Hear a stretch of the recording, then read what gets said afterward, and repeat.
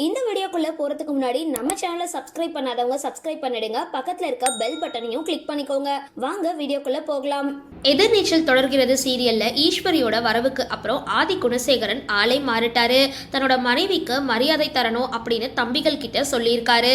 இந்த நிலையில புதுசா ராவணன் ஆதிமுத்து அப்படின்ற வில்லன் எதிர்நீச்சல் சீரியல்ல களமிறங்கியிருக்காரு. தன்னோட சிறு வயதுல பட்ட கஷ்டத்துக்கு பதிலடி கொடுக்கவே தற்பொழுது இவர் என்ட்ரி கொடுத்திருக்காரு.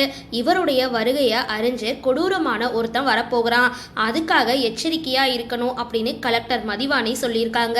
மதிவாணியோட மகள் தன்னோட கையில ஒரு போட்டோவோட வந்து அப்பாவும் நீயும் ஒன்னா குடும்பமா இல்ல, நீ தனியா அப்பா தனியா இருக்கீங்க ஏன் அப்படின்னு கேக்குறாங்க. அதுக்கப்புறம் மதிவாணி கையில அவங்களோட மகள் ஒரு போட்டோவை தராங்க.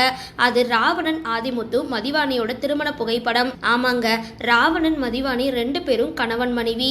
இந்த ட்விஸ்ட எதிர்நீச்சல் சீரியல்ல யாருமே எதிர்பார்க்கவே இல்ல.